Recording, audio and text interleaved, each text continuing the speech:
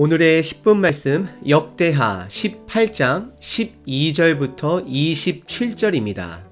오늘 본문은 18장 초반 본문에 이어 북이스라엘의 아합 왕과 남유다의 여호사밧 왕이 길르앗 암못을 치러감에 있어 북이스라엘 아합 왕은 이미 그의 뜻을 그들을 치는 쪽으로 결정을 했고, 남유다의 여호사밧 왕은 그래도 하나님께 묻고자 하는 마음이 있어 400명의 거짓 선지자들의 지지를 얻었음에도 불구하고 한 명의 선지자 미가야 선지자에게 물어보게 됩니다.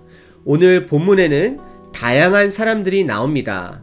미가야 선지자를 제외하고는 결국 가장 큰 권력을 가진 자, 북이스라엘의 아합 왕의 눈치를 보고 그의 결정에 다 따르게 됩니다. 심지어 미가야 선지자에게 물어봐야 함을 강조했던 남유다 여호사밧 왕도 결국에는 미가야 선지자가 그 전쟁에서 패할 것을 예언했음을 들었음에도 불구하고 그 또한 북이스라엘 아합 왕의 눈치를 보며 결국은 함께 전쟁을 나아갑니다.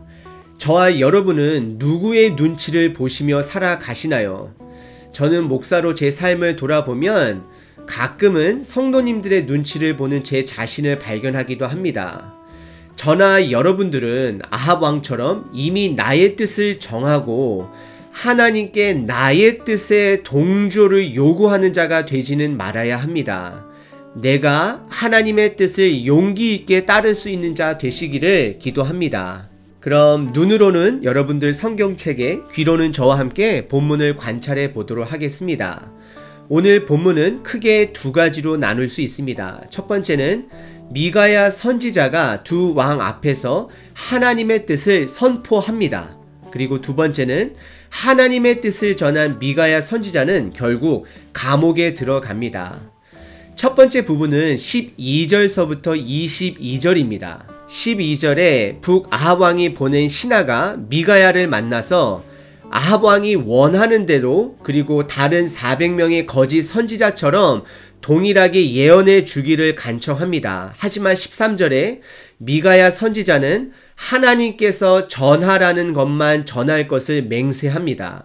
그리고 14절에 아합 왕이 미가야 선지자에게 하나님의 뜻을 물어보는 태도 또한 불건강한 모습인 것을 저희들이 볼 수 있습니다. 14절입니다. 미가야야, 우리가 길르앗 암몬으로 싸우러 가랴 말랴. 사실 아합 왕은 이미 본인의 뜻을 결정한 사람이고 하나님의 뜻을 안다 할지라도 그의 뜻대로 할 자이기 때문에 항상 하나님의 뜻, 아합 왕의 뜻을 거슬리는 예언을 하는 그 미가야 선지자를 못마땅하게 생각함으로 물어보고 있는 상황인 것입니다. 그리고 약간 반전이요. 미가야 선지자의 대답은 언뜻 보면 하나님의 말이 아닌 아합 왕이 원하는 예언을 하게 됩니다. 뭐라고 말하냐면요. 올라가서 승리를 거두소서. 그들이 왕의 손에 넘긴 바 되리이다 라고 전쟁에서 승리할 것을 이야기합니다. 왜 이렇게 이야기를 했을까요? 이것은 미가야 선지자가 이미 하나님의 뜻 안에서 북아합 왕이 하나님의 말씀을 듣지 않을 것을 알고 하나님이 계획하신 대로 전쟁에 가서 죽게 할 것을 알았기 때문에 그가 듣기 원하는 대로 예언하고 그가 이미 죽을 것을 이미 선포하고 있는 것입니다. 결국 미가야 선지자는 아합 왕의 눈치를 보고 거짓 예언을 한 것이 아니라 북아합 왕이 하나님의 뜻을 살피지 않는 것을 지적하듯이 말하는 것입니다. 그래서 15절에 무언가 이상함을 눈치챈 아합 왕은 다음과 같이 말합니다. 여호와의 이름으로 진실한 것 이외에는 아무것도 말하지 말라고 내가 몇 번이나 내게 맹세하게 하게 하였느냐라고 말을 합니다. 아합 왕은 미가야 선지자에게 올바른 하나님의 말씀을 예언하도록 권고합니다. 참 아이러니한 상황이죠. 이것을 보면 분명히 아합 왕도 하나님의 뜻을 분별할 수 있는 사람이었습니다. 다만 본인의 결정이 하나님의 뜻보다 위에 있는 사람입니다. 그래서 16절에 미가야 선지자는 하나님의 뜻을 선포합니다. 지금 이스라엘은 하나님의 뜻을 따르는 올바른 왕이 없음을 목자 없는 양 같다라고 표현을 하고, 그리고 결국 그 주인은 죽을 것이고 전쟁 이후에 그 백성들은 평안히 자기 집으로 돌아갈 것을 예언합니다. 그리고 17절에 아합 왕은 남유다 여호사밧에게 다시 한번 미가야 선지자가 항상 부정적 예언함을 강조합니다. 결국 아합 왕은 본인의 뜻을 정하고 모든 주변 환경들을 본인의 뜻에 맞춰가는 자였습니다. 그리고 18절에 미가야 선지자는 추가적인 예언을 합니다. 그것은 하나님께서 북이스라엘을 어떻게 심판하시는 보좌 안에서 다루고 있는 내용입니다. 19절에 하나님께서는 이미 북아합 왕을 죽일 것을 결정했음을 아합 왕에게 말함으로 하나님의 결정이 아합 왕의 결정보다 높음을 지금 성경은 말하고 있습니다. 그리고 그 방법은 아합 왕에게 있는 아합 왕의 눈치를 보는 거짓 선지자 400명에게 거짓의 영을 주어 그가 원하는 예언을 하게 하고 그로 하여금 그 전쟁에 참여하게 되어 죽게 할 것을 말해 줍니다. 그래서 22절에 미가야 선지자는 이제 보소서 여호와께서 거짓말을 하는 영을 왕의 이 모든 선지자들의 입에 넣으셨고 또 여호와께서 왕에게 대하여 재앙을 말씀하셨다 선포합니다.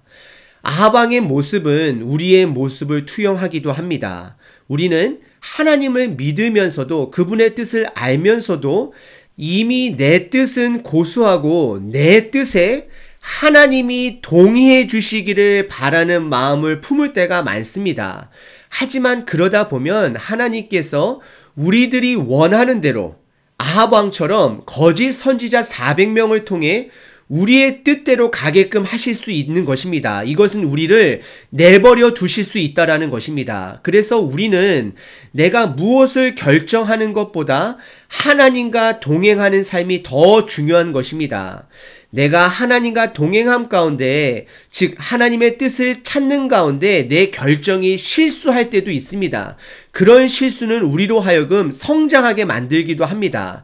하지만 이미 내 뜻을 세우고 모든 설교 말씀과 모든 성경의 말씀들을 모든 주변들의 사람들의 말을 내 뜻에 맞추다 보면 결국 결국 우리의 삶은 죽음의 삶으로 가게 됩니다. 그리고 두 번째 부분은 23절서부터 27절입니다. 23절에 북이스라엘의 거짓 선지자 시드기야가 진실된 미가야 선지자의 뺨치는 내용이 나옵니다. 그것은 거짓 선지자 시드기야가 본인이 가진 영을 거짓으로 말했던 미가야 선지자에 대한 폭력입니다. 23절에 시드기야 선지자의 말입니다. 여호와의 영이 나를 떠나 어디로 가서 내게 말씀하더냐, 즉 내가 말하는 건 진리고 너가 말하는 건 거짓이라고 이야기하고 있는 것입니다.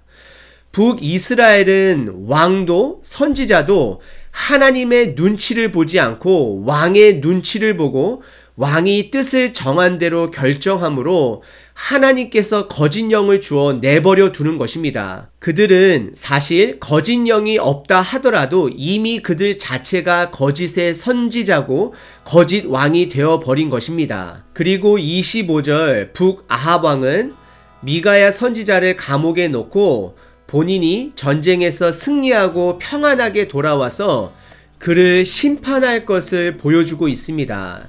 그래서 26절에 고난의 떡, 고난의 물을 그에게 주게 되는데 그것은 그가 살 수 있을 만큼의 최소한의 음식만을 그에게 주며 그의 생명을 붙어 있게 합니다. 하지만 하나님의 뜻은 이미 아합 왕은 전쟁에서 죽을 것을 계획하셨습니다. 오늘 본문을 통해 우리 자신을 돌아보셔야 합니다. 우리가 교회 생활에 익숙해지다 보면 하나님의 뜻보다는 나의 뜻을 고수하며 지내는 모양만 남은 믿음의 사람으로 살아가는 거짓 신앙인이 될 수 있습니다. 하나님께서 아합 왕과 400명의 거짓 선지자들을 내버려 두는 모습은 가장 무서운 하나님의 분노와 저주가 아닌가 생각합니다. 하나님께서 우리를 책망하실 때가 아직 우리에게 소망이 있는 때입니다. 오늘 하루 다음의 5가지를 통하여 내가 혹시 내 뜻이 하나님 말씀보다 위에 두고 살지 않는지 돌아보시길 바랍니다. 첫 번째는요, 난 무언가를 결정할 때 내가 물어볼 만한 사람이 먼저 생각이 나는가? 아니면 하나님의 말씀이 생각이 나는가? 두 번째, A 또는 B 결정에 내가 집중하는가? 아니면 그 결정하는 과정에 집중하는가? 세 번째, 내 뜻대로 되지 않을 때 화를 내는 내 자신을 발견하지는 않는가? 네 번째, 나의 영광을 위해 하는 결정인가? 아니면 하나님의 좋으심을 드러내기 위한 결정인가? 마지막 다섯 번째, 난 즉각 순종하는가? 아니면 하나님의 뜻은 어쩔 수 없이 하게 될 때까지 지연하려고 하는 마음이 있는가? 오늘 하루 하나님의 뜻이 우선시 되어지는 하루 되시기를 축복합니다.